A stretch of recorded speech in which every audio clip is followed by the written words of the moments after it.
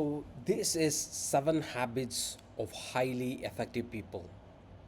So how we gonna go about this is we're going to look at each habit and look at examples that will help you maintain the habit, and we'll look at what can stop you from having those habits. So these habits create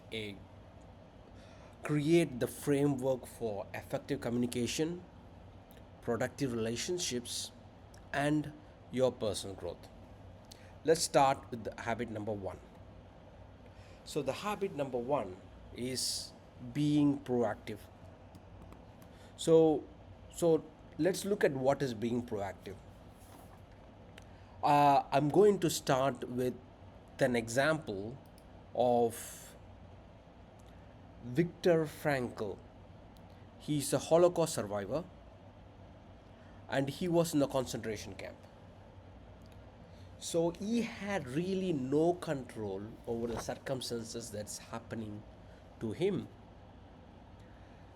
He only focused on his purpose. So his purpose was to help others, and he was envisioning a better future. And by doing this, he found meaning and resilience. So the thing is that what we are looking at is that there is a lot of things that is happening around you. These are external influences. And you can change this by working on your internal influences. This is one way of looking at it. I will look at another example. Probably this will give you an idea how to go about being proactive. So let's look at the customer service employee. He gets a lot of angry customers every day. So every time he's on the phone, he can react defensively, listen calmly, empathize, and offer solution within control. He can do that. So one of the things is that he can also create a trust building atmosphere. So being trust building is one of the ways of being proactive. So build the trust. So that means that the person opens up and then helps you. Next, the next habit is begin with the end in mind. So if you look at life, let's look at your own funeral. Your family is there, your friends are there, your colleagues are there. Maybe they are sharing your memories. What you want them to say? So, do you want them to say as a good father, a good colleague, a good human being, or a person who just enjoyed his life, wasted his time? How do you want to picture yourself? Or let's look at a different example. So, imagine you are an entrepreneur, you are starting a business. If you don't have a clear vision, you would always struggle to make consistent decisions. But if you are an entrepreneur, with you know what's going to happen in the end. You have a sustainable and community focused brand. So every choice from hiring to product to design aligns with that vision, creating a coherent and impactful business. So that's the habit number two, is you have to start with end in the mind. Let's start with the habit third. So put first things first. So this is so I would have to look into four things, right? Though so you can okay, so there are like four quadrants. So the one quadrant would be important and urgent. The second quadrant would be urgent but not important. The third quadrant would be not urgent, not important. So the fourth quadrant would be important but not urgent. So you have to, so picture this. So you have to look at the quadrant that is important and urgent. So by doing the important and urgent first, you are making sure you are removing the urgent tasks out of your way, and you are also focusing on the important tasks. On the point two would be like urgent but not important. Because it's urgent, you do it. And the third one would be important but not urgent. The last would be not urgent and not important. So this is where all your social media communication should come there. Your time wasting on social media, your time wasting on your Netflix, your Amazon Prime, your Facebook, your Snapchat, your Instagram, everything comes in the last quadrant. So you have to look at what is first and put that thing first. That's the habit number three. So, habit four, you have to look at a win win solution. So, imagine a married couple deciding on a vacation.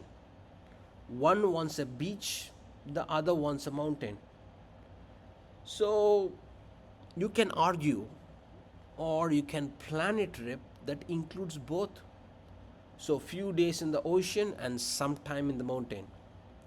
So these examples, the thing is that there's a lot of places which has mountains and beaches together, which is less than 5 hour drive or like a plane. So you can, just by having a win-win solution, you are making both the parties happy. The same example can also apply to two managers at a company. One needs resources for a short term project, the other for a long term goal. They clash. But if they adopt a win win mindset, they find a solution, a shared calendar that benefits both projects. This habit isn't just about compromise, it's about crafting creative solutions where everyone benefits, strengthening relationships in the process. And the fifth habit, seek first to understand and then be understood. So let's imagine in a workplace meeting, a manager is angry because the team members are performing really low performance, but he starts by listening. So, one thing he can learn is that the employee is struggling with a lack of resources. So, by understanding that, the manager provides tools and training, turning the situation around. This habit is first only in solves problems, but also not only solves problems, but also build stronger workplace dynamics. Another example, imagine a parent frustrated with the child. The child is not performing good in grades. So instead of lecturing, they choose to listen. They learn that the child is struggling with social pressure at school. By understanding first, the parent builds trust and find ways to support their child effectively. So empathetic listening fosters connection and collaboration, turning conflicts into solutions. Let's look at the habit 6. Synergy. Synergy is the same like win-win. So imagine a team tasked with designing a new product. Initially, the diverse background causes disagreements, but when they embrace each other's strengths, the engineer, the marketer, and strategists create an innovative design. This is synergy, combining talents to achieve results that no one could accomplish alone. Together we are greater than the sum of our parts. The same applies to organizing a school cultural festival. Teachers, parents, and students, they could fight with each other or they could collaborate with each other. The parents bring in cultural experience, students create creative display, the teachers manage logistics. The event becomes unique and successful celebration, proving the magic of diverse collaboration. So, if you synergize between team members, between different talent groups, you are awesome. You are not alone anymore.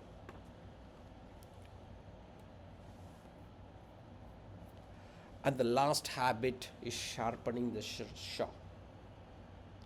So imagine a man hitting the tree for hours with his saw. He is getting tired as time passes.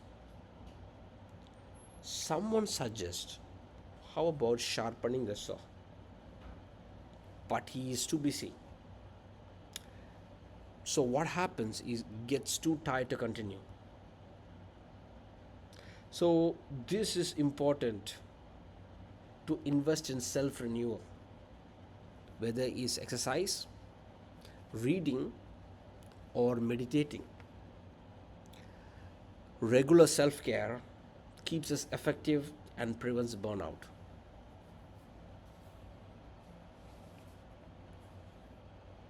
Same applies to a software developer. Without breaks, they spend hours debugging code, but the efficiency drops. Let them take a 15-minute break. It clears their mind, improves their productivity. So, regularly sharpening the saw, make sure that you are at your best all the time. So,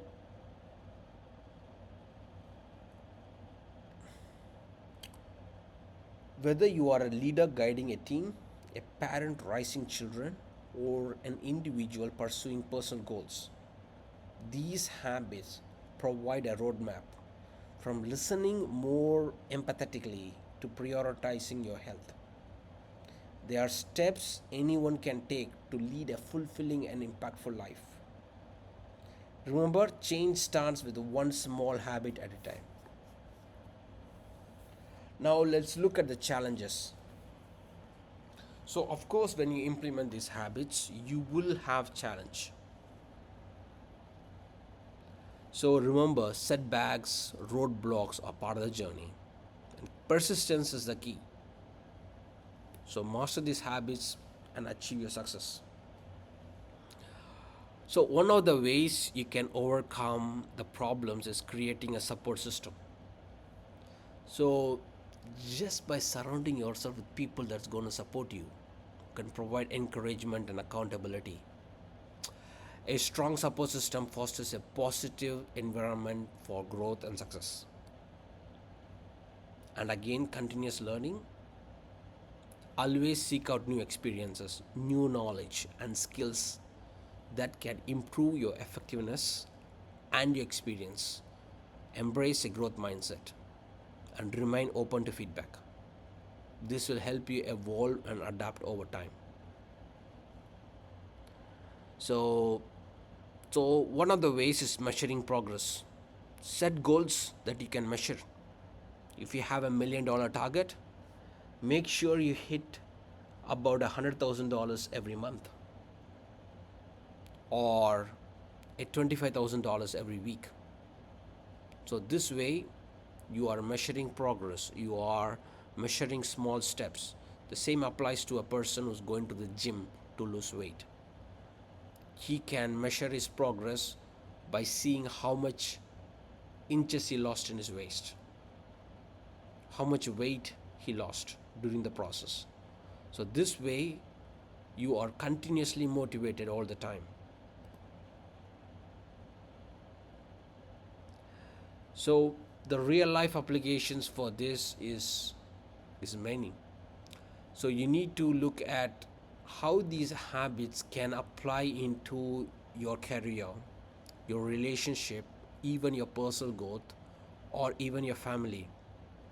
And that's going to change, transformative changes, and you're going to lead a more fulfilling life.